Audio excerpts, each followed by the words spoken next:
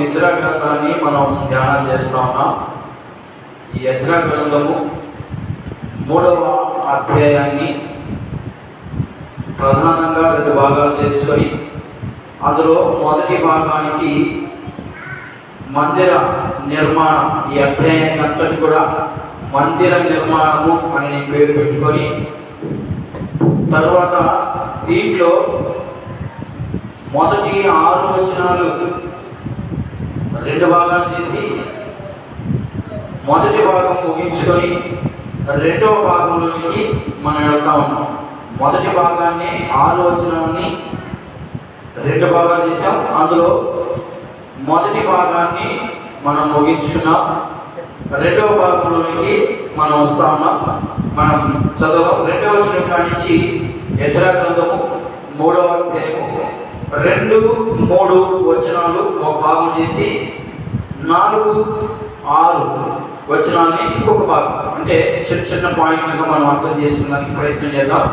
2వ వచనాన్ని 3వ వచనాన్ని కలిపి చదువుదాం.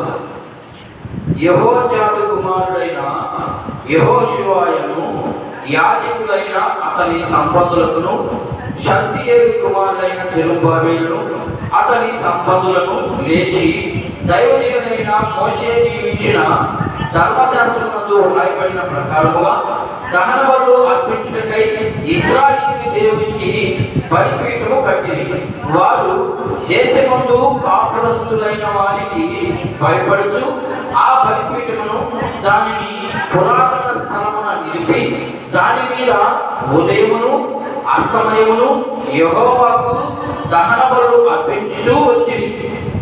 మరియు గ్రంథమును బట్టి వారు పర్ణశాల పండుగలను నడిపించి ఏ దినమునకు నియమింపబడిన లెక్క చొప్పున ఆ దినముకు దహన బలుని విధి చొప్పున అర్పించసాగింది.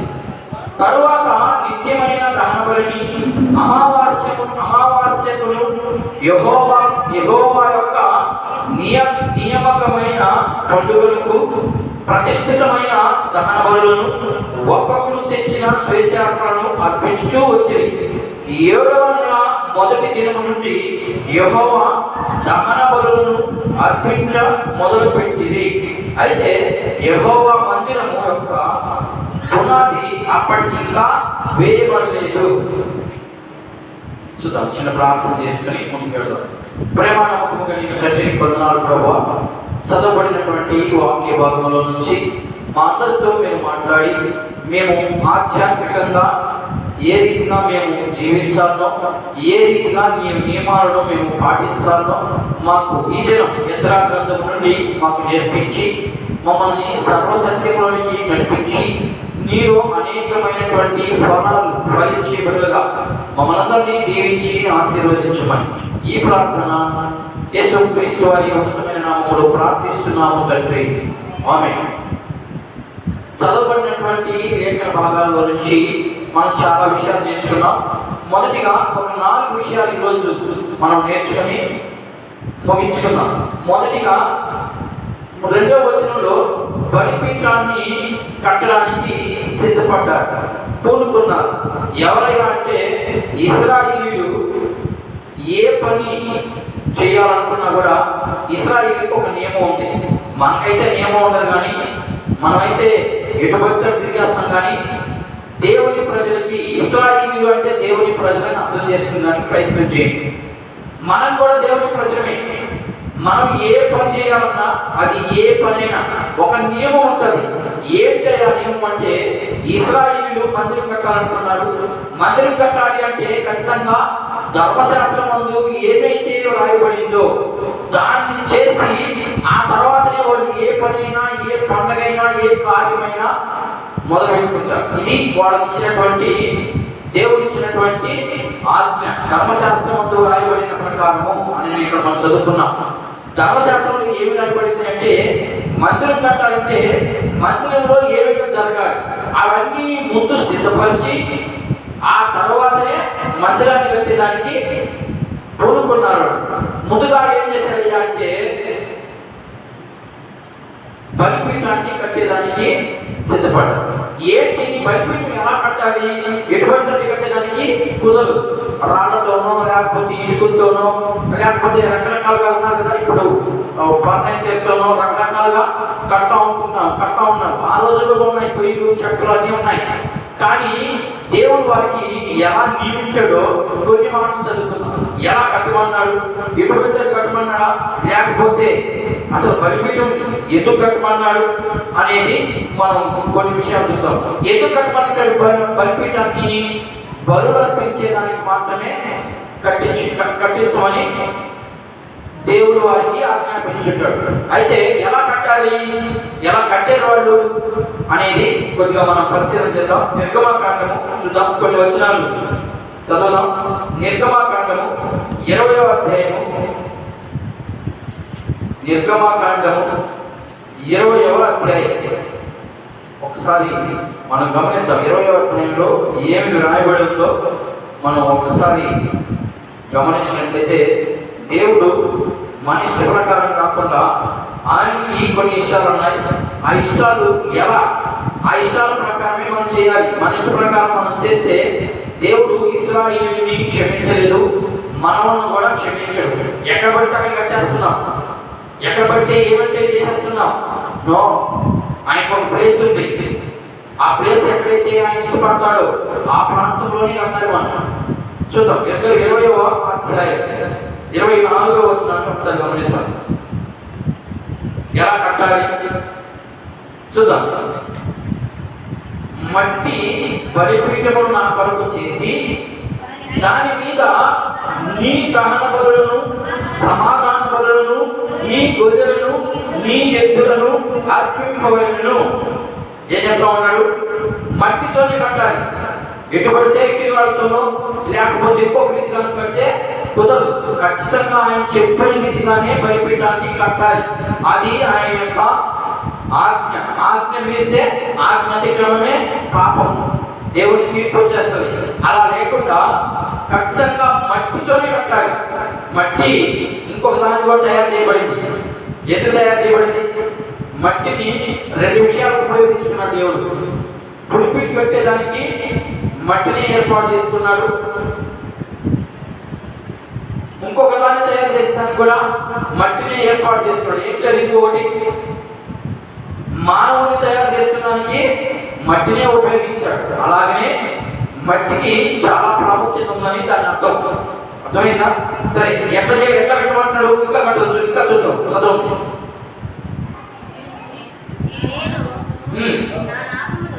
నేను నా నామమును జ్ఞాపకార్థముగా నుంచు ప్రతి స్థలములను నీ అడ్డకు వచ్చి నిన్ను ఆశీర్వదించేదను. ఎప్పుడు చేస్తానంటే ఇదంతా దేవునికి ఇష్టమైనటువంటి ప్లేస్లోను దేవునికి ఇష్టానుసారమైనటువంటి ఆ పరికరాలతోనే కట్టాలి. అలా కట్టేదానికి ఇశ్రాయేలీయులు పూనుకొని బలిపీఠాన్ని కట్టేదానికి సిద్ధపడ్డారు.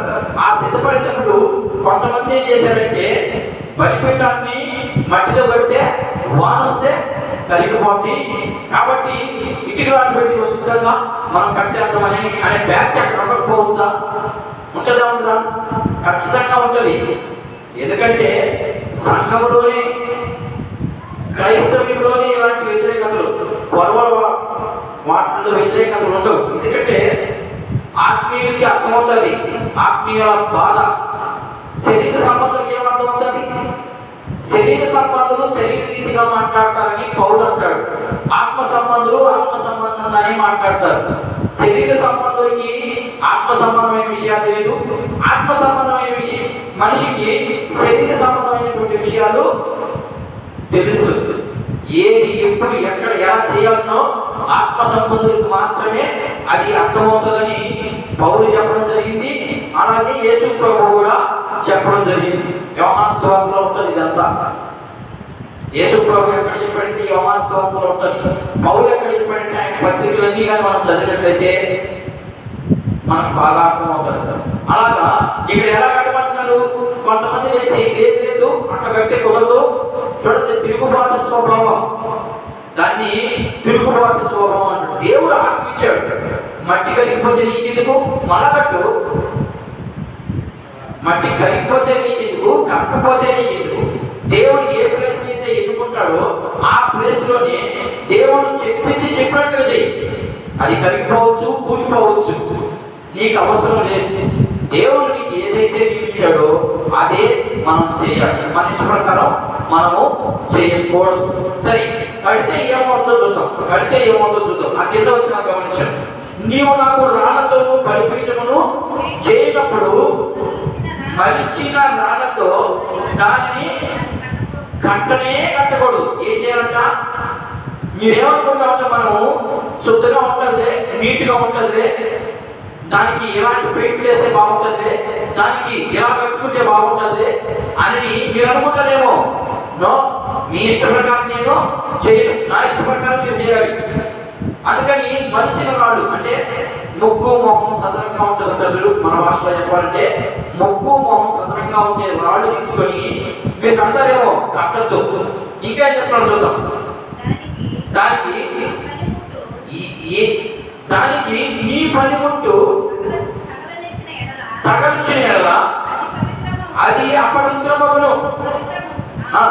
మరియు నా బలిపీఠము మీద నీ దిగంబరత్వమును కనబడుకున్నట్లు మెట్ల మీదగా దాన్ని ఎక్కకూడదు. ఏం చేస్తున్నాడు?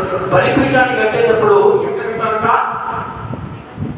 దిగంబరత్వంగా కట్టకూడదు.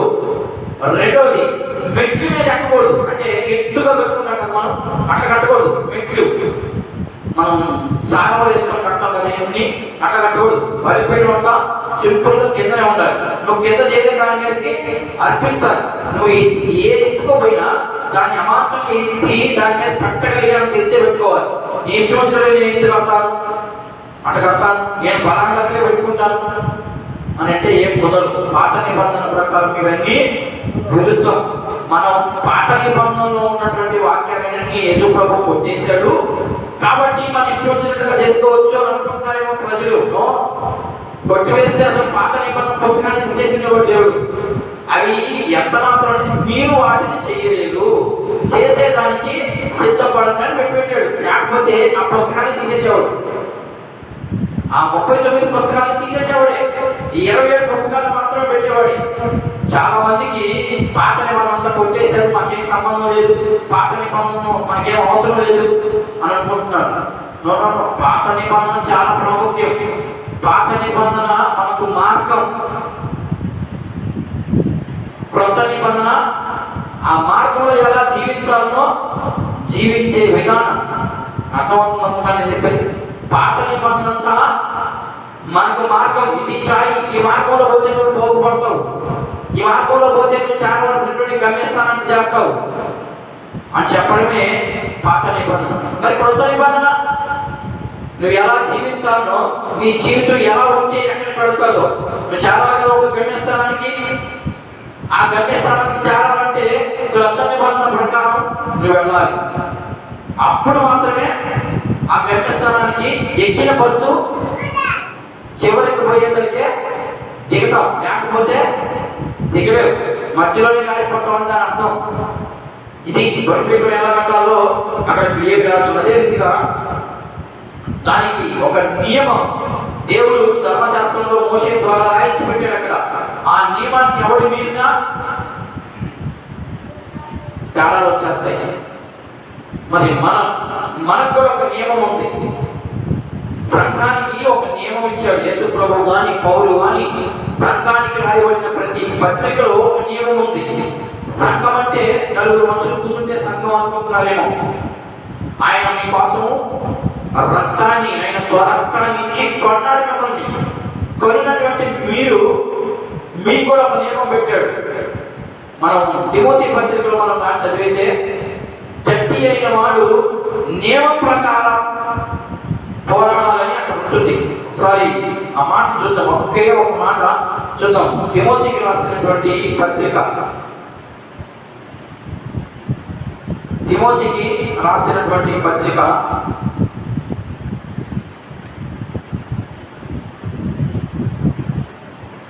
చూద్దాం. నేను ఒక్కసారి మాట చూడండి. తిమోతికి రాసినటువంటి పత్రిక మొదటి పత్రికలోనో రెండవ పత్రికలోనో ఉంటుంది చూడండి. జట్టి అయిన వాడు నియమం ప్రకారము పోరాడాలి. నియమం అంటే ఒక నియమాన్ని నియమించాడు దేవుడు. ఆ నియమం ప్రకారం పోరాడితే తప్ప బహుమానాలు మనకి రావు.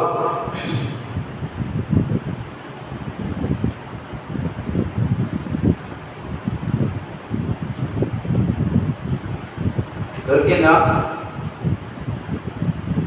జట్టి అయిన వాడు నియమం ప్రకారము బి భాగంలోనూ సి భాగంలోనూ ఉంటుంది. అది చూడండి ఒకసారి.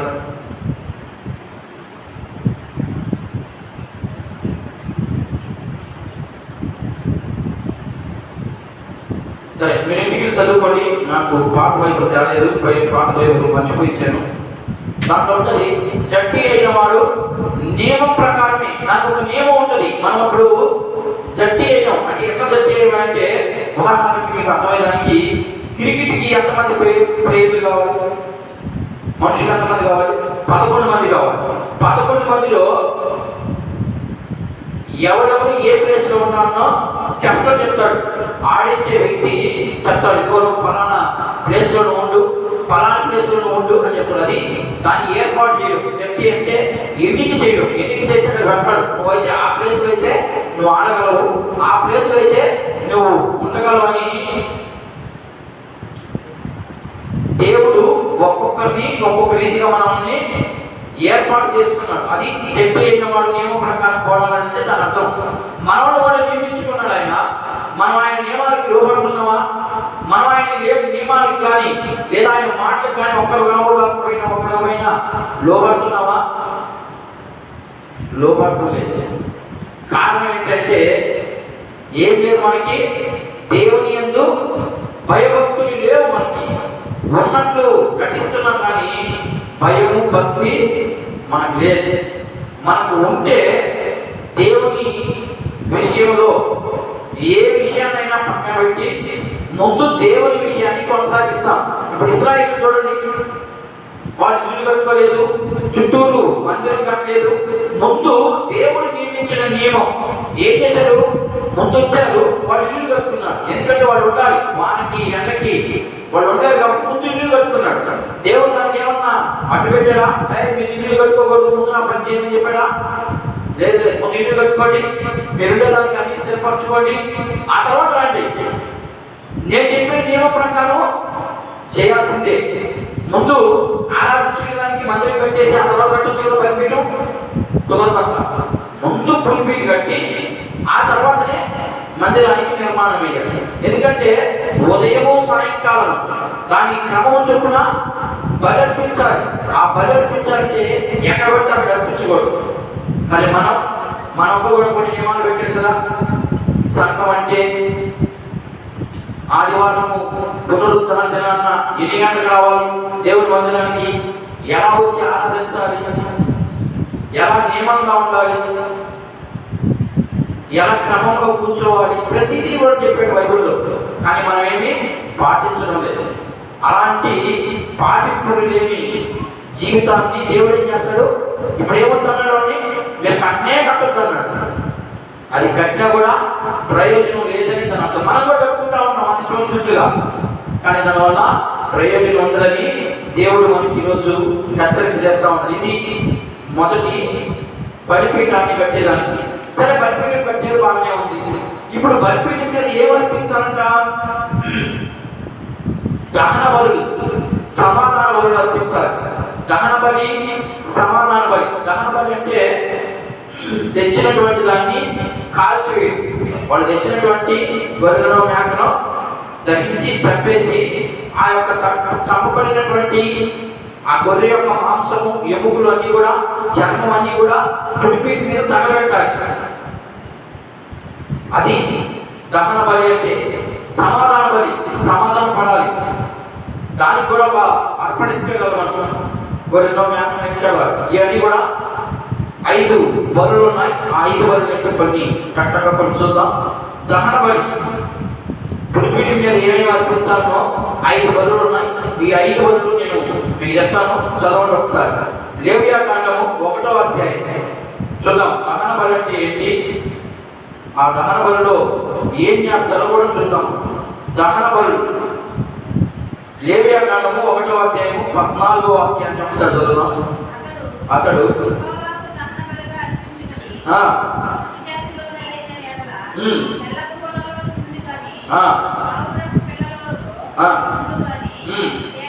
ఏం చేయాలంట? దహన బలి అర్పించాలి అంటే ఆయన ఏం చేయాలంట?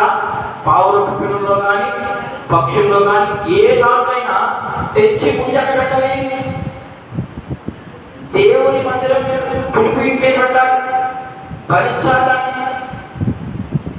మొదటిది. 2వ బలి నైవేద్య బలి. ఇదేంటిది? మనం ఇస్తాం కదా, చాలా మంది ఇస్తూ ఉంటారు. చూడండి, నైవేద్య బలి. నైవేద్యం అంటే బెల్లపన్నం అనుకొని చూడండి ఎలా మారిపోయింది. చూడండి, ఇదంతా ఇప్పుడు మారిపోయింది అంటే ఆ రోజే మారిపోయింది.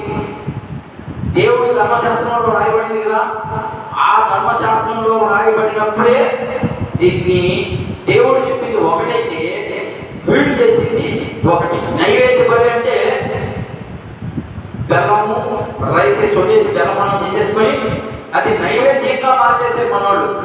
నైవేద్య బలి అంటే ఏంటో చూద్దాం ఒకసారి. నైవేద్య బలి అది 2వ అధ్యాయం. అదే లేవియాకాండం 2వ అధ్యాయం 7వ వచనాన్ని ఒకసారి చూద్దాం. నీవు అర్పించినది కుండలో వండిన నైవేద్యమైన నూనె కలిపిన గోధుమ పిండితో దాన్ని చేయడం. చాలా బాగా అంటారు. మరి నైవేద్య బలి మనం ఎలా ఇస్తున్నాం? అదేంటంటాడు? కుండలో వండిన అన్నాడు. ఆ రోజుల్లో కుండలు ఫేమస్ కాబట్టి నైవేద్యం అంటే బెల్లము బియ్యం వేసి వండినటువంటిది కాదు. అది అక్కడ మాట కొండలో వండిన అంటగానే వీళ్ళు ఒక అవగాహన వచ్చేసింది వాడికి. కొండలో వండాలి, కొండ ఏమంటారా? బియ్యము, బెల్లము, పాలు ఇవేసి వచ్చేసి అదే నైవేద్యం అనుకుంటున్నారు. బైబిల్లో నైవేద్యం అది కాదు.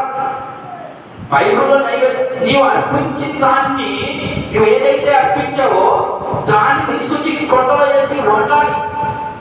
ఆ వండిన దాన్ని నువ్వు ప్రధాన యాజకుడికో నువ్వు తినాలి. అది అర్థం. దాన్నే నైవేద్యమని. మరి మనం పెడుతున్నామే నైవేద్యం. చాలా మంది పెడుతున్నామే నైవేద్యం. ఎలా పెడుతున్నారు? అర్పించిన దాన్ని మాత్రమే చేయాలి. మరి అర్పించుకోవడానికి నైవేద్యం పెడుతున్నారు ఈరోజు. బైబిల్ ఏం చెప్తుంది? వాళ్ళకి అలా అర్థమైంది. పాపం కొండలో వండారు అన్నారు కదా, వాళ్ళకి నైవేద్యం అంటే పాలు, బియ్యము అవి వేసి వండేసి పెట్టేసి అందరికి పెట్టేస్తే నైవేద్యం అయిపోద్దా? అసలు నైవేద్యం అంటే అర్థం ఏంటి? నైవేద్యాలు ఎందుకు అర్పిస్తారు దేవుడికి చెప్పండి ఆయన మీకు. మీరు ఎందుకంటే మీరు పాత రోజుల్లో నుంచి వచ్చినటువంటి వారు ఇక్కడ పుణ్యప్రాచీ క్రైస్తవులు లేరు ఇక్కడ. పాత రోజుల్లో నైవేద్యానికి ఎందుకు అలా అర్పించేవాడు? నైవేద్య బలి ఏంటి అసలు? నైవేద్య బలి అంటే మనం ఏం చేస్తాం? నైవేద్య బలి అంటే బాగా వండుకొని దానికి చుట్టూరు రకరకాలైన పెట్టేసి ఎత్తుకెళ్ళి అందరికి మంచేస్తాం. కానీ బైబిల్ అలా చెప్పడం లేదు. నైవేద్యం అంటే ఏంటంటే నీవు అర్పించినటువంటి, ఎందుకు ఏమర్పించావు?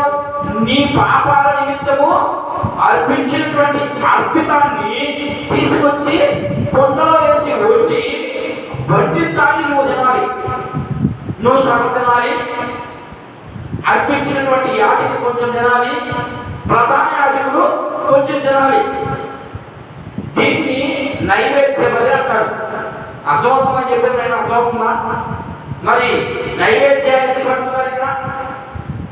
నైవేద్య బలి ఏం లేదు. నైవేద్యము అంటే నా నిమిత్తం చనిపోయినటువంటి దానా అని అర్థం. నైవేద్యము పెడుతున్నాము అంటే నా నిమిత్తం నువ్వు చచ్చిపోయావు కాబట్టి నీవు చచ్చిపోయిన దాన్ని నేను తింటే నాకు అది క్షమాపణ ఇస్తాడు. ఉదాహరణకి మీకు అర్థమయ్యేదానికి ప్రాయశ్చిత్తం అంటే అర్థమైంది మీకు? ప్రాయశ్చిత్తం గురించి చెప్పినాను, విన్నారా? ఎఫెసీ పత్రిక చెప్పాను. ప్రాయశ్చిత్తం ఎలా చేయబడుతుంది? నా నిమిత్తం ఏదో ఒక దాని మీద నేను చేసిన అన్నింటినీ కూడా దాని మీద అర్పించి దాన్ని చంపుతాం అంటే మన పాపాలన్నీ దాని మీద పోయినాయా? అక్షరార్థంగా పోయినాయి. ఎందుకని? నువ్వు చేయబట్టావు కాబట్టి. ఒరిజినాలిటీగా పోతాయా? మనం చచ్చినప్పుడే మన పాపం పోతుంది. చచ్చినా కూడా వాళ్ళు కొంతమందికి పాపం. ఎందుకని? ఇలాంటి అర్థం లేని పనులు, అర్థం లేనటువంటి ప్రయత్నాలు చేసి దేవుని దగ్గర నుంచి శాపం తెచ్చుకొని అట్లానే తిరగతానే ఉన్నారు. వాళ్ళకి ఏముండదు? దేవుని రాజ్యంలో ప్రవేశం ఉండదు. అలాంటి వారికి దేవుడు ఒక నియమాన్ని పెడితే నియమాన్ని మనం దాటుకోడు. ఒక్కోసారి ఏదో పొరపాటులో దాటుతాం, దాన్ని మనం సరి చేసుకోవాలి. అలా సరి చేసుకోకుండా అదే కంటిన్యూషన్ చేస్తా ఉన్నాము మనం అంటే మనకు ఉంటుంది ఇక పుట్టగతులు కూడా ఉండవు. ఇది నైవేద్యం అంటే అర్థం. మొదటిగా దహన బలి. దహన బలి ఎందుకు అర్పించాలా? పాపం చేయబడినాం కాబట్టి ఆ పాపం దాని మీద మోపి మన పాపాన్ని కడిగేసుకున్నాం. అంతతో పోయిందా? పాలేదు. ఇప్పుడు నైవేద్యం చేయాలి, దాన్ని తినాలి నువ్వు. ఇది నైవేద్యం, నైవేద్య బలి. ఇక మూడవ బలి ఏంటో చూద్దాం. పాప పరిహారార్థ బలి. పాప పరిహారార్థ బలి అంటే దాని అర్థం ఏంటి? పాప పరిహారం. పరిహారం అంటే ఏమా? పరిహారం అంటే నా నిమిత్తం ఇది చనిపోయింది, అది పరిహారం. నష్టపరిహారం అంటారు కదా. నష్టపరిహారం అంటే నా నిమిత్తము అది ఫలాన్ని నష్టమైంది కాబట్టి దాని వాల్యూ నేను కడతాను అనేదే పరిహారం. అది పాప పరిహారార్థ బలి అంటే నేను చేసిన పాపానికి ఇది అన్యాయంగా బలైపోతుంది. అది పాప పరిహారార్థ బలి అంటే. దాని విషయంలో కొన్ని మాట్లాడుతాం. అదే 4వ అధ్యాయం చూడండి. లేవియా గ్రంథంలోనే ఉండండి, బరులోనే అక్కడ ఉన్నాయి. 4వ అధ్యాయం 32వ వాక్యం చూద్దాం ఒకసారి. 4వ అధ్యాయం 32వ వాక్యం. ఎవడైనా పాప పరిహారార్థ బలిగా అర్పించుటకు గొర్రెను తీసుకొని వచ్చిన ఎడల నిర్దోషమైనది ఏం చేయాలంట? నిర్దోషమైనది. కొన్నికి నిర్దోషం ఉండదా? ఏం మాట్లాడుతున్నాడు చూడండి ఒకసారి, నేను చదువుతా చూడండి. ఎవడైనాను పాప పరిహారార్థ బలిగా అర్పించుటకు గొర్రెను తీసుకొని వచ్చిన ఎడల నిర్దోషమైన దానిని తీసుకొని వచ్చి అన్నాడు. గొర్రె నిర్దోషమైన ఉంటుందా? దోషం ఉండదా గొర్రెకి? గొర్రె తప్పు చేయదా? మరి నిర్దోషమైన అంటున్నాడు అక్కడ ఆయన. అమ్మా, నిర్దోషమైనది అంటే ఎప్పుడు నిర్దోషంగా ఉంటుంది? ఏడాది లోపే, 1 సంవత్సరం లోపే అది మాత్రమే నిర్దోషం. ఏడాదిలో కూడా జరిగిపోవచ్చు. 7 దినాలు ఇశ్రాయేలు లెక్క ప్రకారము 7 దినాలు పుట్టిన తర్వాత 7 దినాల లోపు గొర్రెలు కానీ మేకలు కానీ పోతే అది నిర్దోషమైతే లెక్క. 7 దినాల్లో ఉండాలి. పుట్టిన తర్వాత ఈరోజు గొర్రె మేకో డెలివరీ అయిన తర్వాత డెలివరీ అయిన 7వ రోజు దాకా అది పరిశుద్ధమైంది. ఆ తర్వాత నిషిద్ధమైపోతుంది. ఆ తర్వాత పాపం దాని మీద మోపబడుతుంది. ఎందుకంటే అది అప్పుడు దాకా తల్లిపాలే తాగుతుంది, ఆ తర్వాత బయటకు వచ్చేస్తుంది. 7వ రోజు నుంచి బయటకు వెళ్ళిపోయి దాని ఇష్టం వచ్చినట్టు తినేస్తుంది, దాని ఇష్టం వచ్చినట్టు తాగేస్తుంది. అందుకని ఇక్కడ ఏం చెప్తాడు? నిర్దోషమైంది. మరి మన కోసం నిర్దోషంగా అన్యాయంగా చంపబడినటువంటి యేసు ప్రభువును ఒకసారి జ్ఞాపకం చేసుకుని ఎలా చచ్చిపోతాడు ఆయన. ఆ జ్ఞాపకాలు మనకు కానంటే మనం దేవుని మందిరం ఎలా ఉండాలి, దేవుని మందిరానికి ఎలా వెళ్ళాలి, అన్ని విషయాలు మనకు తెలుస్తాయి. అవేమి తెలియదు కాబట్టి మనం ఎలా ఉన్నాం, ఎటు పడితే అటు ఏం చేసినా ఇబ్బంది లేదు అనే ఉద్దేశంతో మన జీవితం ముందుకు వెళ్తాము. ఇకపోతే ఇంకొక అపరాధార్థ బలి, అదేనమ్మా 6వ అధ్యాయం అపరాధ పరిహార బలి. చూద్దాం 6వ అధ్యాయం 5వ వాక్యం. నేను వీటి గురించి ఒకరోజు ఎక్స్ప్లెయిన్ చేస్తాను ఇంకా బాగా క్లియర్గా. చదువునాయి. ఆ మూలధనమును నించుకొని దానిలో 5వ వంతును తాను అపరాధార్థ బలిగా అర్పించు దినమున సొత్తు దానికి ఇచ్చుకొనవలెను.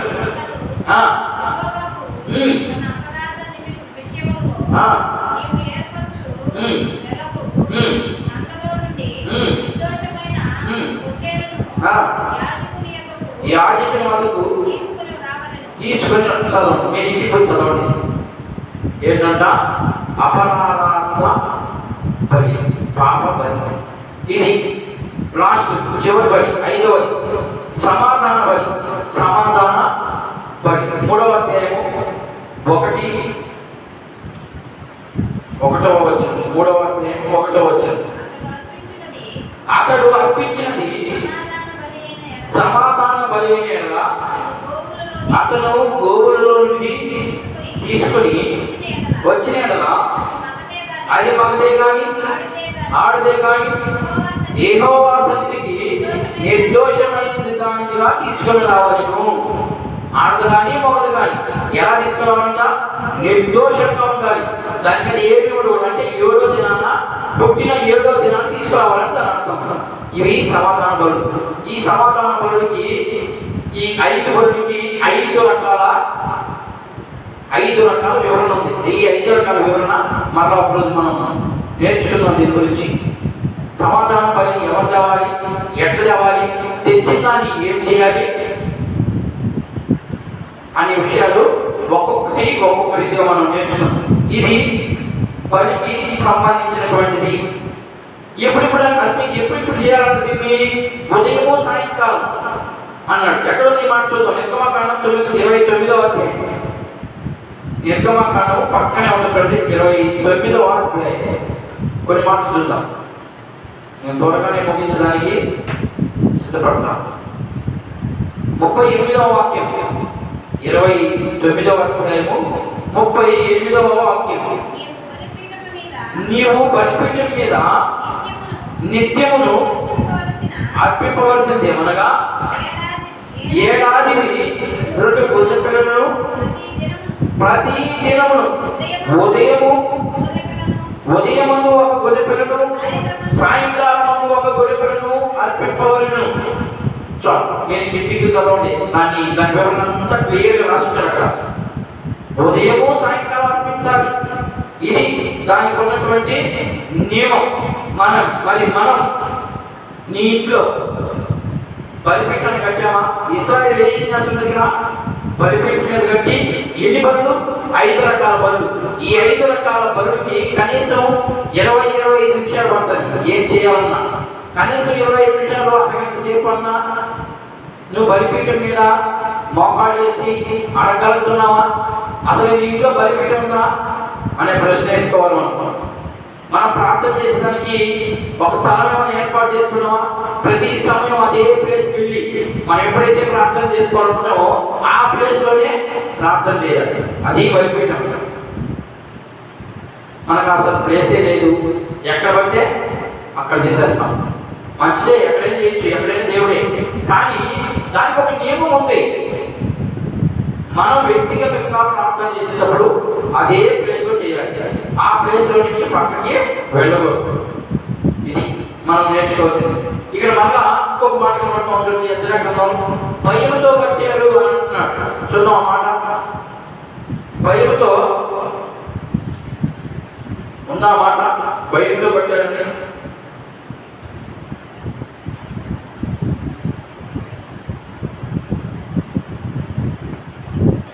మూడవ వచనం చూడండి, వారు దేశమందు కాపురస్తులైన వారికి భయపడుచు ఆ బలిపీఠమును దాని పురాతన స్థలమును నిలిపి దాని మీద ఉదయము అస్తమయము యెహోవాకు దహన బలులు అర్పించుచు వచ్చిరి. భయం, ఎక్క భయం, పురిపిడి కట్టేదానికి భయపడామా? ఎందుకైందంటే అక్కడ కొంచెం వివరణ ఏంటంటే, ఇశ్రాయేలు చెరకెళ్ళిపోయిన తర్వాత ఉన్నటువంటి ప్లేస్ని వేరే వాళ్ళు ఆక్రమించుకొని, వేరే దేశం వాళ్ళు వచ్చి ఆక్రమించుకొని అక్కడ నిలబడిపోయారు. నిలబడిపోయిన వారు వీళ్ళు వచ్చారు. మళ్ళా తిరిగి వచ్చిన తర్వాత బలిపీఠాన్ని కట్టేదానికి సిద్ధపడుతూ ఉండగా వాళ్ళు అక్కడ ఉన్నటువంటి అన్యులు ఏం చేశారంటే, మేము కూడా కొంత డబ్బులు ఇస్తాం, మేము కూడా దేవుని మందిరానికి పాలు పుట్టులు పొందేదానికి మాకు అవకాశం ఇవ్వండి అని ఇశ్రాయేలుని అడుగుతారు. అడిగినప్పుడు ఇశ్రాయేలు ఏం సమాధానం చెప్తారంటే, వాడికి ఎవరు పడితే వాళ్ళు కట్టకూడదు, ఎవరు పడితే వాళ్ళు ఆ పని చేయకూడదు, దేవుడు మాకు నియమించాడు, మాకు నియమించినటువంటి మేము మాత్రమే కట్టాలి, ఇంకెవరంటే వాళ్ళు వచ్చి కట్టేదానికి లేదు అని చెప్పడం జరుగుతుంది. అలా లేదని చెప్పడంలో వాళ్ళు వీళ్ళని బెదిరించారు. అంటే కట్టేదానికి లేదు, ఇలాంటి గొడ్డ బెదిరింపులన్నీ బెదిరించారు. కానీ ఇశ్రాయేలీయులు దేవుని వైపు బెదిరించారు కానీ మనుషుల వైపు చూడలేదు. కాబట్టి వాళ్ళు భయపడుతూ కట్టిరి అనే మాట ఎందుకు రాయబడిందంటే, మనకు కూడా భయం ఉండాలి. మనం కూడా ప్రార్థన చేసేటప్పుడు ఏ ప్రార్థన చేస్తున్నామో, ఎందుకు చేస్తున్నాం, దేవునికి ఇష్టమైనవి చేస్తున్నామా, దేవునికి కష్టమైనవి చేస్తున్నావా, ఇలాంటివన్నీ మనం కూడా అర్థం చేసుకుంటూ ముందుకు వెళ్ళాలి.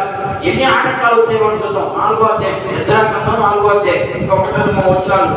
ఆ పర్ణశాల పండుగ ఎందుకు చేస్తారో చెప్పి మనం ముగించుకుందాం. యెజ్రా గ్రంథం 4వ అధ్యాయం 1 నుంచి 4 వచనాలు చదువుదాం.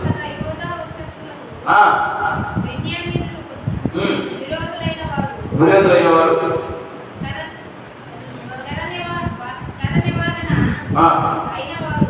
చెర నివారణ అయిన వారు ఇశ్రాయేలు దేవుడైన యెహోవాకు ఆలయము కట్టుచున్న సంగతి విని జెరుబ్బాబెలు వద్దకు పెద్దలలో ప్రధానులకు వచ్చి, మీరు ఆశ్రయించినట్లు మేమును మీ దేవునికి ఆశ్రయించువారము, ఇప్పటికీ ఇచ్చటికి మమ్మను రప్పించి అషూరు రాజైన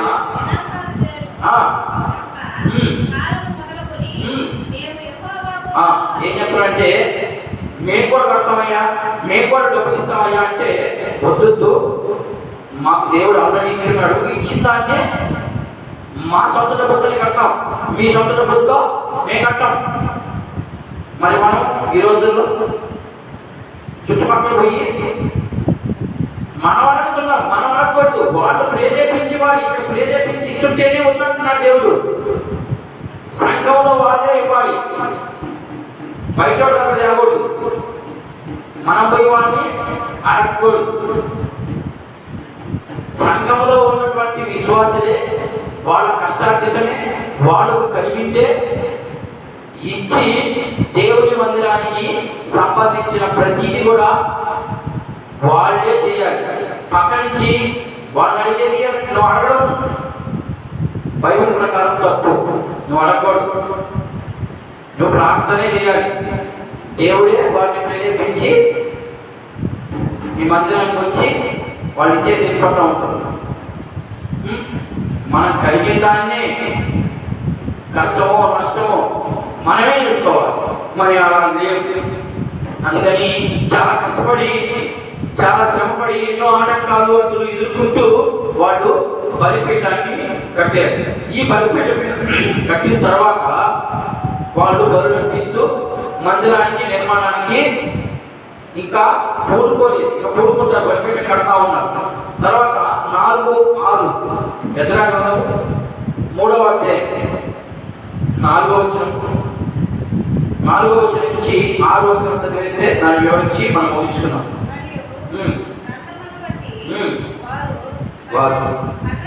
చాలు. వాడు ఏం చేయాలంట? గ్రంథంలో వాళ్ళకి రాయబడింది, పులిపీఠం కట్టిన తర్వాత పండగ వస్తుంది. ఏంటి ఆ పండుగ? పర్ణశాలల పండుగ. ఈ పర్ణశాలల పండుగ 7 దినాలు చేయాలి. ఈ 7 దినాలు ఎట్లా చేయాలి? వాడు దేవుడు కొంత వివరణ ఇచ్చాడు వాడికి. పర్ణశాల పండుగ ఎలా చేయాలంటే, మామూలుగా ఇల్లు ఉన్నాయి కదా వాళ్ళకి, వాడు నియమించుకున్నారు ఆల్రెడీ. ఎక్కడి నుంచి? చెర నుంచి వచ్చిన తర్వాత ఇల్లు కట్టుకున్నారు వాడు. ముందు ఆ ఇంటి ముందు ఒక చిన్న గుడారం వేసి, దేవుడు ఎక్కడున్నాడు? పాత నిబంధన ప్రకారము దేవుడు ఆలయంలో ఉన్నాడా లేకపోతే గుడారంలో ఉన్నాడా? గుడారంలో ఉన్నాడు. అప్పుడు మందిరం కట్టలేదు. అలాంటి గుడారం వేసి వారికి ముందు ఆ గుడారంలో దేవునికి సంబంధించినటువంటి అన్ని కూడా బయట పెట్టి కొన్ని వచ్చిన చూద్దాం ఎలా పెట్టాలో. ఆయన చేసిన ఇశ్రాయేలుకు చేసినటువంటి మేలులు. పర్ణశాల పండుగ ఎందుకు చేస్తారంటే ఇశ్రాయేలుకు చాలా మేలు చేశాడు ఆయన. మనకు కూడా మేలు చేస్తా ఉన్నాడు ఆయన. కానీ మనం మాత్రం చర్చికి రావు, పండగలు ఏం చేస్తాం? ఇక మనకున్నాయి అసలు పండగలు? ప్రతి ఆదివారం పండగే మనకి. ప్రతి ఆదివారం పండగే. క్రిస్టమస్, జనవరి, ఈస్టర్ ఈ కాదు పండుగ మనకి. ప్రతి పునరుద్ధాన పండుగ, ప్రతిరోజు, ప్రతి ఆదివారం పునరుద్ధానం అనేది పండుగ. ఆ పండుగని మనం ఎలా తృణీకరిస్తున్నామో ఒకసారి మనం జ్ఞాపకం చేసుకుందాం. ఈ 40 సంవత్సరాలు వాడు అరణ్యంలో తిరిగినందుకు కృతజ్ఞత కలిగి చేస్తారు ఆ పండుగని, పర్ణశాల పండుగని. చూద్దాం. నిర్మాకాండం 23వ అధ్యాయం ఈ 2 వచనాలు చదివి మనం ముగిద్దాం. నిర్గమకాండము 23వ అధ్యాయం 16వ వాక్యాన్ని ఒకసారి గమనిద్దాం. నీవు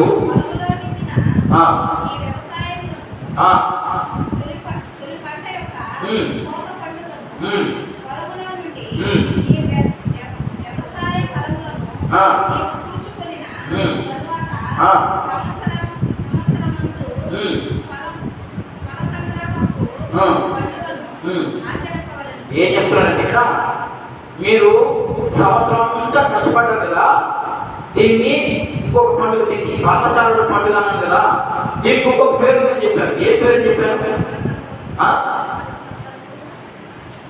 మన వాళ్ళకు చెప్తా, మన పేరు చెప్పారు దీనికి.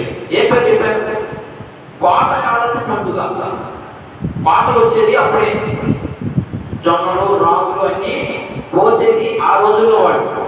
అయితే వాటన్నింటినీ సంవత్సరం పొడుగుతా కష్టపడిన దాన్ని అన్నింటినీ నువ్వు సమకూర్చుకొని ఇంట్లో పెట్టుకొని దాచిపెట్టుకొని, ఆ తరువాత దాచిపెట్టబడిన దాంట్లో నుంచి కొంత భాగం తీసుకొచ్చి నాకు అర్పించాలి. నాకు పర్ణశాల పండుగ, ఆ పండుగ చేయాలి. ఆ పండుగలో అందరికి భోజనం పెట్టాలి. అది వాడు సిద్ధాంతం. మనం ఈరోజు దాచిపెట్టేసుకుంటాం, ఇక బయటకే జరుగుతాం. తెచ్చిందంతా దాచిపెట్టేసుకుంటాం, కానీ దేవునికి పెట్టాలి, దేవునికి ఇవ్వాలి అనే ఉద్దేశాలు మనకు లేవు. మనకు లేనప్పుడు మనం ఎలా అవుతాం? ఆయన బిడ్డలు ఆలోచన చేయండి ఒకసారి. మనం ఆయన బిడ్డలని పేరు చెప్పుకుంటున్నాం కదా, మనం ఆయన ఎలా అవుతాం? ఆయన బిడ్డని ఆయన ఏమేమి చెప్తా వస్తాడు? ఇంతవరదాకా దేవుడు ఒక నియమాన్ని ఇచ్చాడు, ఆ నియమం ప్రకారం మీరు నడవాలి. ఆ నియమంలోనే నడుస్తున్నారు ఇశ్రాయేలు. మరి మనం కూడా ఇప్పుడు ఇశ్రాయేలీలే కదా, మనకు కూడా కొన్ని నియమాలు ఉన్నాయి కదా. కొలస్సీ పత్రికలో ఉన్నాయి, కొరింథీ పత్రికలో ఉన్నాయి. ఎందుకు పత్రిక చెప్పడం అంటే వీడు ఎంతసేపటికి ఇంకేంటి మాట్లాడితే డబ్బుల గురించి, దశభాగాల గురించి మాట్లాడతారని అంటారని నేను ఆ ప్రస్తావన తేడా. ఎప్పుడన్నా అడిగాను నేను దశభాగం తెమ్మని? ఎవరు నేను చెప్పానా? కాలు లేదని చెప్పానా? ఎవరు చెప్పలేదు. చెబితే వీళ్ళకి ఇదే పని అయిపోయింది అని అంటారు. మరి మనం దీవించబడాలంటే ఎలా దీవించబడాలి? దేవునికి ఎప్పుడైతే ఇస్తామో అప్పుడు మనం దీవించబడతాం. దేవునికి ఇవ్వకుండా నీకు దీవెన రాదు, వచ్చినా నిలబడలేదు. వచ్చినా నిలబడదు, ఏదో ఒక దాంట్లో వెళ్ళిపోతుంది. ఇశ్రాయేలు కూడా ఇలాగే చేశాడు. ఇలాగ చేసినప్పుడు దేవుడు ప్రవక్త ద్వారా మాట్లాడిస్తాడు. మీరు చాలా వెతుకుతా ఉన్నారు, అంటే చాలా పొలాన్ని వేస్తున్నారు, పంట వస్తుంది, పంట ఎలా అయిపోతుందో తెలియదు. పురుగులు, చీడ పురుగులు, లేదంటే రకరకాలైనటువంటి జబ్బులు వచ్చి పండాల్సిన పంట ఆ మోటార్లు తగ్గిపోయి, ఉదాహరణకి మన భాషలో చెప్పాలంటే ఎకరాకి 4 పుట్లు అవ్వాల్సింది ఎన్ని అవుతుంది? 3.5 పుట్లు అవుతుంది. అంటే ఆ పుట్టు ఎట్టిపోయినట్టు చీడ పురుగు తినేసింది, అది కాళ్ళలో కలిసిపోయింది. కారణం ఏంటంటే నువ్వు ఈడు లేదు, దేవుడు దానికి కాపుదలగా ఉండడం లేదు. ఇది గుర్తుపెట్టుకున్నాడు. దేవుడు ఇచ్చిన పంట ఎలా ఉంటుందంటే అద్భుతంగా ఉంటుంది. ఆ పంట మనకు పండడం లేదు, కారణం అంటే నువ్వు దేవునికి ఇవ్వవలసింది ఇవ్వడం లేదంటే.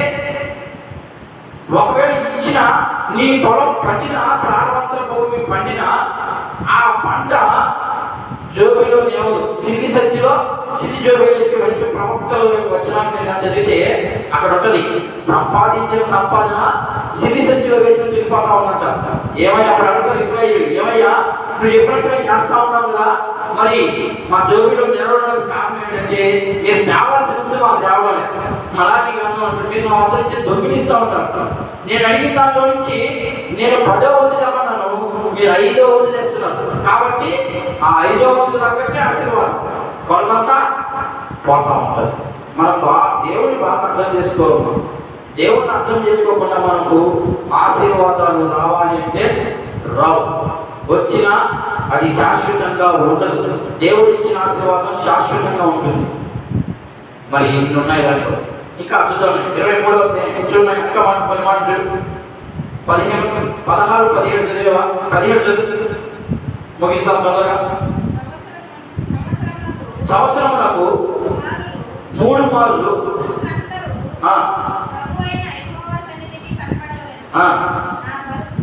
ఎప్పుడు చూడాలంట? ఏమో ఎప్పుడు చూడండి. సంవత్సరమునకు 3 మార్లు మనుషులందరూ, పురుషులందరూ. కానీ ఏది పురుషులకు పోయినారమ్మా? పురుషులకు పోయినారమ్మా, వాళ్ళ పనులు ముఖ్యమైపోయినాయి. దేవుడు ముఖ్యంగా అక్కడ పోయాడు. ఈరోజు ఎవరికైనా కానీ పని ముఖ్యమైపోతుంది, కానీ దేవుడు ముఖ్యం అవ్వడం లేదు. ఇక్కడ ఏం చెప్తున్నాడు? యెహోవా సన్నిధిలో పురుషులు కనబడాలి, స్త్రీలు కాదు. ఈరోజు ఎక్కడ పెట్టిన సంఘంలో ఆడవాళ్ళు ఎక్కువ కనబడుతున్నారు, పురుషులు చాలా తక్కువ మంది కనబడుతున్నారు. అంటే వాళ్ళు ఏమనుకుంటారంటే నేను సంపాదిస్తాను కదా అని అనుకుంటున్నారు. అదంతా మన భ్రమ. ఇంకా చదువుదాం. ఆ బలులు రక్తము పూసిన ద్రవ్యముతో అర్పింపకూడదు. నా పండుగలలో అర్పించిన కొవ్వు ఉదయం వరకు నిలువ ఉండకూడదు. ఏం చెప్పండి చూడండి, అర్పించిన దాన్ని దేవునికి ఇస్తానన్న దాన్ని నీ ఇంట్లో పెట్టుకోకూడదు. అది ఎక్కడున్నారు? అది దేవుని సన్నిధిలో ఉండాలి.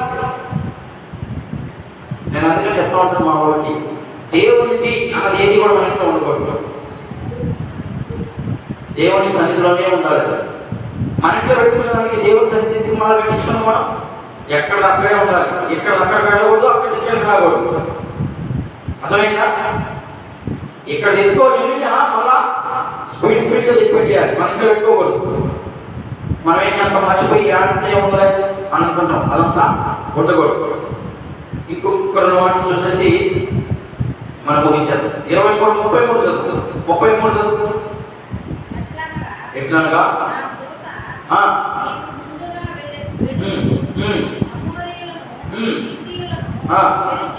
ఎక్కడ చదువుతున్నాం? నిర్గమకాండము, లేవియాకాండము, లేవియాకాండము 23వ అధ్యాయం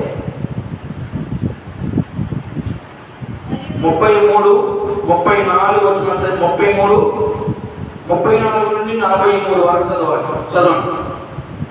మరియు యెహోవా మోషేకు ఇలా సెలవిచ్చాడు, నీవు ఇశ్రాయేలీయులతో ఇట్లనము, ఈ 7వ నెల 15వ దినమున మొదలుకొని 7 దినముల వరకు యెహోవాకు పర్ణశాలల పండుగను జరిగింపవలెను. వాటిలో మొదటి దినమున నీవు పరిశుద్ధ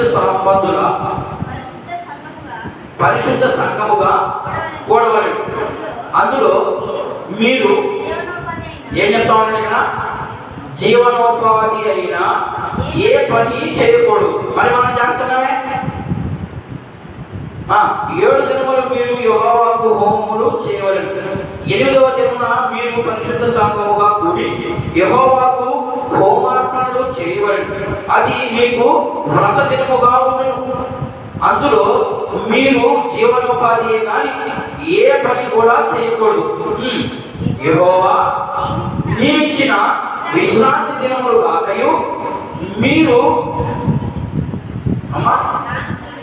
దానమునిచ్చు దినము కాకయు మీ మొక్కుబడి దినములు కాకయు మీరు యెహోవాకు స్వేచ్ఛార్పణనిచ్చు దినము కాకయు యెహోవాకు హోమమును నేమియు దహన ద్రవ్యములను నైవేద్యమేమియు ప్రాణార్పణలేమియు అర్పించుటకు పరిశుద్ధ సంఘపు దినములుగా మీరు చాటింపవలసిన యెహోవా మీకు కాలములను ఇవి. ఎప్పుడెప్పుడు ఇవ్వాలన్న, ఎప్పుడెప్పుడు ఏం చేయాలనో మీరు నిర్గమకాండం. అందుకనే పాత నిబంధన చాలా బాగా తెలుసుదాం మనకు. మరి ఈరోజు దేవుని మందిరానికి మనం సక్రమంగా రాగలుగుతున్నాము. దేవుని మందిరానికి రాలేకపోవడానికి 2 బలమైన కారణాలు. ఒకటి, ప్రార్థనా జీవితం లేకపోవడమే. బలమైన కారణం ఏంటంటే ప్రార్థనా జీవితం ఉండాలి. కనీసం ఒక 20 నిమిషాలైనా దేవునితో గడపాలి. అలా గడిపినప్పుడే మనం దేవుని సన్నిధికి రావాలి. అంటే మనకు ఆటంకాలు ఎన్నో, ఆటంకాలన్నింటినీ మనం జయించాలి అంటే ఖచ్చితంగా మనము ప్రార్థనలో దేవునితో కనీసం అరగంట సేపు అయినా ఆయనతో గడిచినప్పుడు మాత్రమే మనకు ఎలాంటి ఆటంకాలున్నా వాటిని పక్కన పెట్టి ముందుకు రాగలం. మనకు ప్రార్థనా జీవితం లేకపోతే ఇంకొకటి ఉంటుంది. ఏంటది?